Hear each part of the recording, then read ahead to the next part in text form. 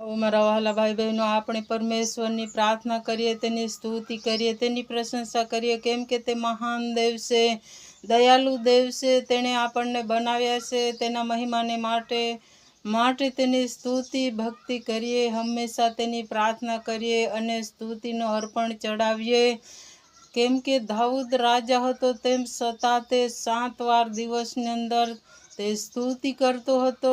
માટે આપણે પણ હંમેશા પરમેશ્વરની સ્તુતિ કરવાની છે, તેની પ્રશંસા કરવાની છે. પરમેશ્વર ભલો છે, દયાળુ છે, તેની કૃપા સર્વકાળ ટકે છે. મારા વહાલાઓ, માટે તેની સ્તુતિ પ્રશંસા કરતા રહેવાનું છે.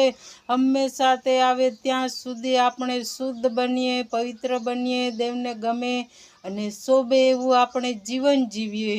જ્યારે તેવું જીવન આપણે જીવીશું, ત્યારે પ્રભુ જ્યારે આવશે તો આપણને તેની સાથે તે સ્વર્ગની અંદર લઈ જશે અને શાંતિનું જીવન ત્યાં આપણે સુખદાયક જીવન ત્યાં જીવી શકીએ છીએ. મારા વહાલાઓ, પ્રભુ ઈસુ પુષ્કળ પ્રેમાળ છે, તે આપણ સર્વને પ્રેમ કરે છે. તેની પાસે જે આવે છે તેને તે કાઢી મૂકતો નથી, પણ તે સારું જીવન જીવે માટે તે આપણને જેવી જ રીતે માટીનું માટલું બનાવવામાં આવે છે, તેવી જ રીતે તે આપણું જીવન બનાવે છે. મારા વહાલાઓ, ધન્યવાદ કરીએ, પરમેશ્વરની સ્તુતિ કરીએ. આવો પ્રાર્થનાની અંદર જોડાઈએ. Hallelujah, hallelujah, hallelujah. ધન્યવાદ, ધન્યવાદ, ધન્યવાદ. રાજાનો રાજા, પ્રભુનો પ્રભુ તો મહાન દેવ છે, દયાળુ દેવ છે. તારી સ્તુતિ કરીએ છીએ, તારી પ્રશંસા કરીએ છીએ, કેમ કે તું ભલો દયાળુ છે.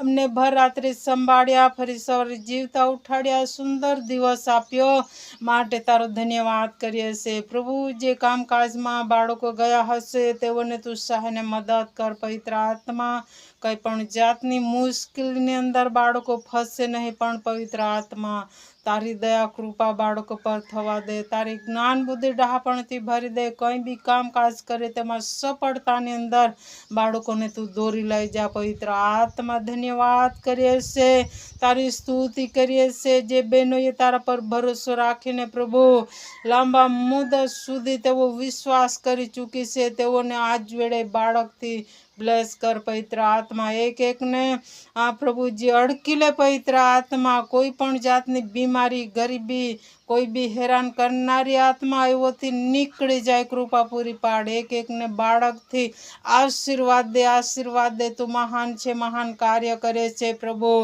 ઓ તારી દયા કૃપાથી બહેનો તારા નામમાં પ્રભુ ટકી રહ્યા છે માટે તારો આભાર માનીએ છે. એવો વિશ્વાસમાં મજબૂત થાય, જેવી જ રીતે હાનના બાળકને માટે